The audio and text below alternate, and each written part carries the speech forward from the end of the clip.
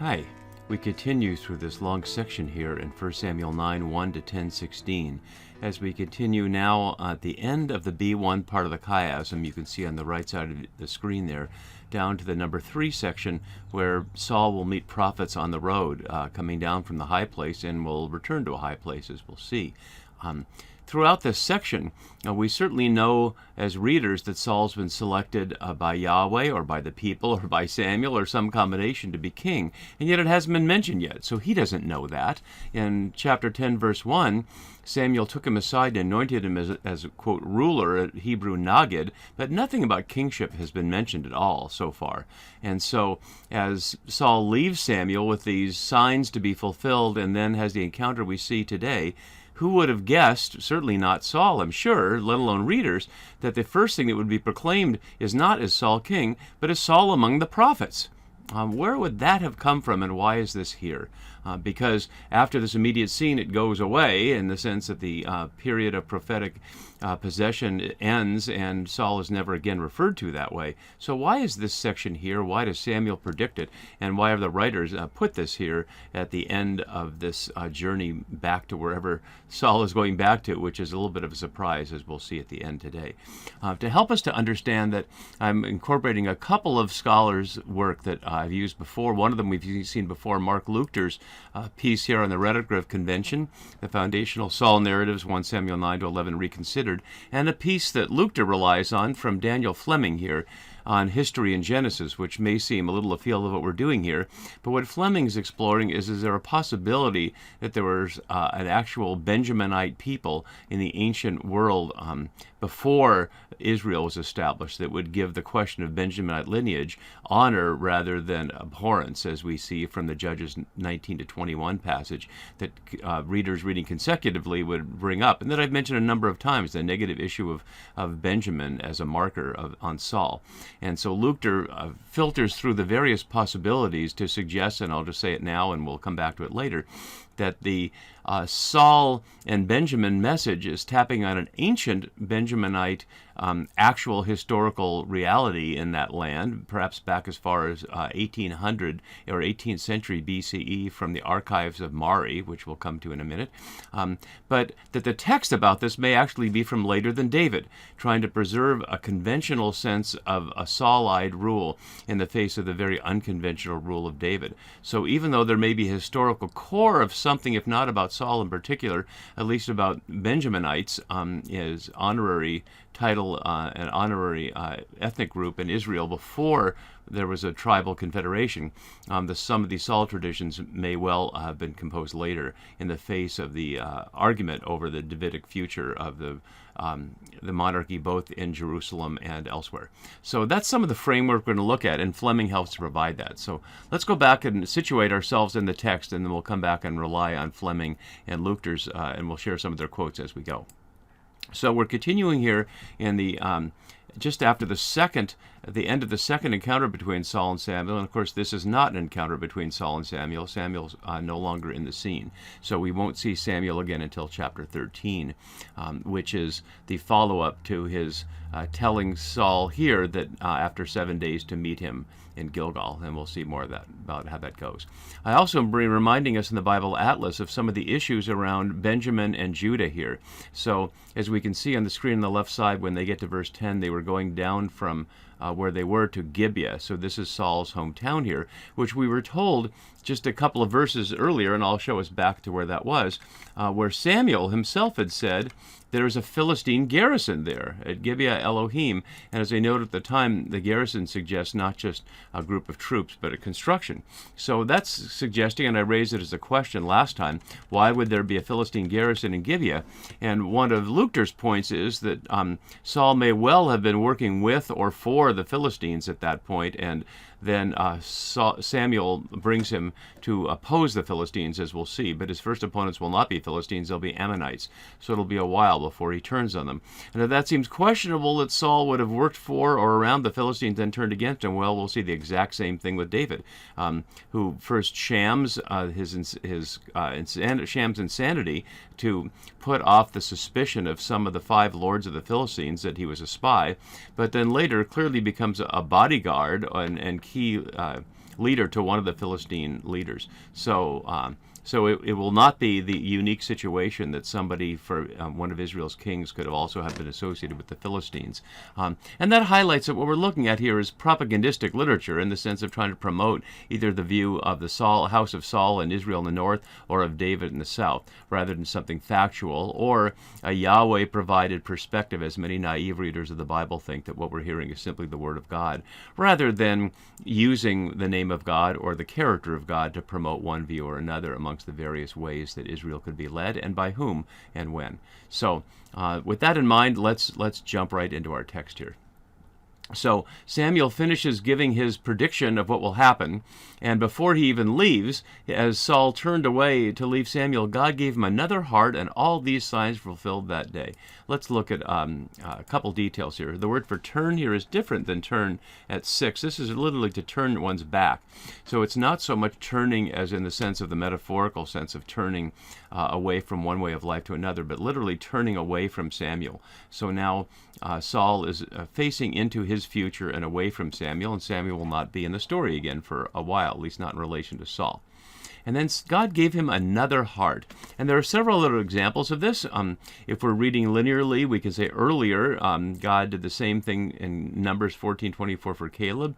And in those passages you see down below from Ezekiel 11:19 and 36:26, it's about the people of Jerusalem and Judah after the exile. So that sense that Jeremiah has regularly, especially in his vision of the valley of dead bones being revived, and his vision of a new temple of restoration after exile. So that includes both a new heart in the people and a new temple in Jerusalem. But this is the only time we see it for a person like this who's going to hold official power. And what does that mean exactly, to have another heart? It doesn't say God's heart, it simply says a different heart. That will be joined, as you can see already in the next verse, in verse 10, by the Spirit of God. But here it's simply a different heart, to say he's a different person. We'll see that come out later when God is said to reject Saul and choose somebody else and want somebody of God's own heart. And we'll explore later what that means. This doesn't compare Saul's new heart to Yahweh's heart. It just simply says it's a different heart. And that all these signs are fulfilled. So as we noticed last time, none of those other things are narrated in the story. The meeting of the people with the bread and the goats and all that doesn't happen. Instead, we see this starting in verse 10. When they were going from there to Gibeah, a band of prophets met him, and the Spirit of God possessed him, and he fell into a prophetic frenzy along with them. And this is where I begin to use Luchter to help us. So you can see down below in the quote from Luchter. Samuel 10:10-12 is decidedly propagandistic in a number of ways, all of which indicate his fitness to lead, which is, say, Saul's, of course. First, Saul's ecstatic experience with cultic prophets at Gibeah points to his sympathy with the cultists preserved at this site and others like it throughout the countryside. The meta-message is that Saul's monarchic leadership would not obviate the importance of such cultic institutions, which is to say local prophets. Second, it indicates that prophecy naturally leads to monarchic leadership from different angles. And as we'll see in the next chapter, 11:6, where the Spirit of Yahweh comes upon Saul again to lead them in battle, much like it does on the Judges in the book of Judges. Something very different is happening here, but Luchter is noting the role of Saul as an expression of Israelite views and of Benjaminite views in particular here. And Gibeah, of course, is that hometown on this close to the border between Benjamin and Jerusalem, is highlighting that element. A band of prophets. Two things here. The text omits Gehenna, as it often does, the behold, for reasons I don't know, taking away that sense of drama. But we saw the band of prophets up in verse 6 when Samuel predicted that's what Saul would experience. The only time we see a band of prophets in the Bible described this way. But I've provided a couple of charts I'd like to have us look at just to give us some context for this larger picture. So prophets and prophecy in the Deuteronomistic history.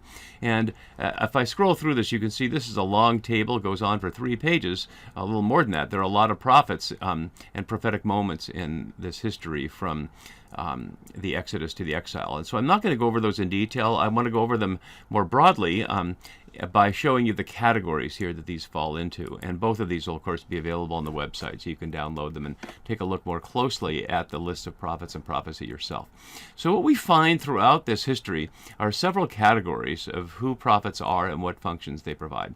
Unique in a category to themselves is Moses and the prophet like Moses. So in Deuteronomy 18:15 to 18, as we've looked at before, Moses himself says, Yahweh will send a prophet like me.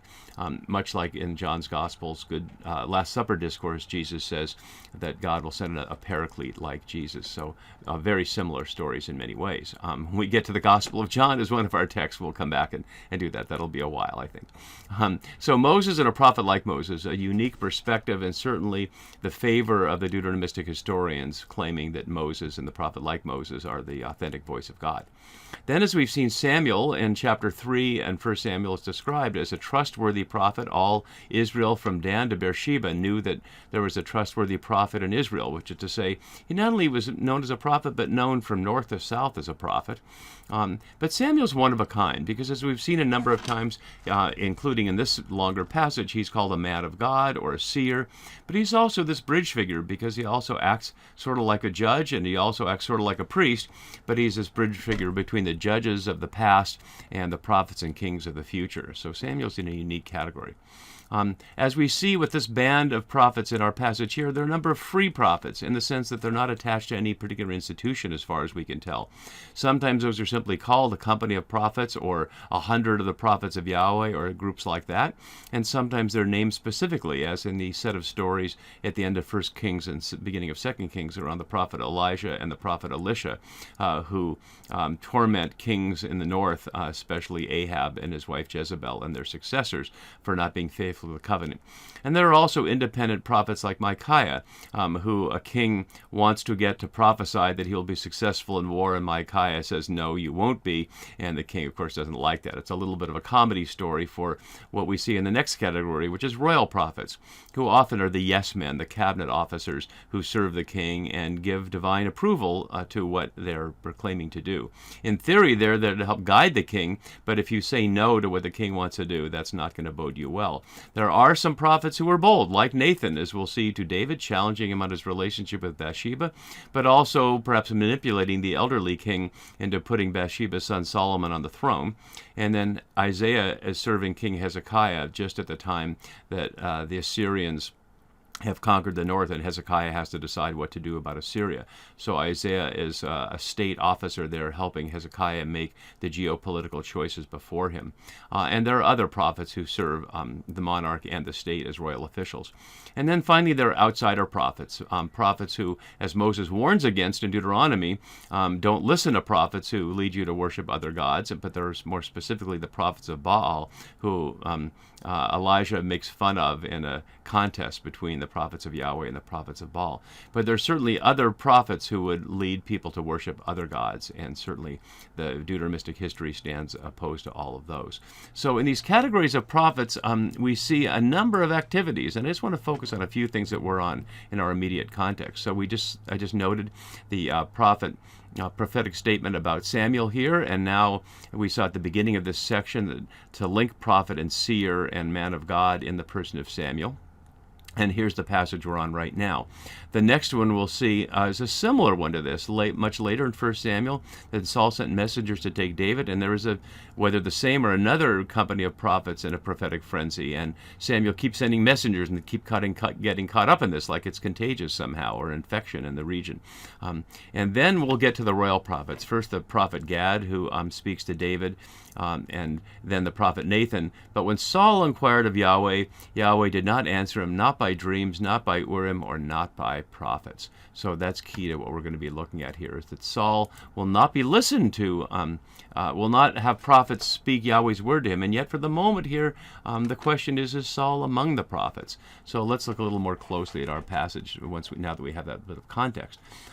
So the band of prophets met him, and the Spirit of God possessed him, literally rushed upon him, as we see, echoing again as a passage in 11:6, and then on David, as we see.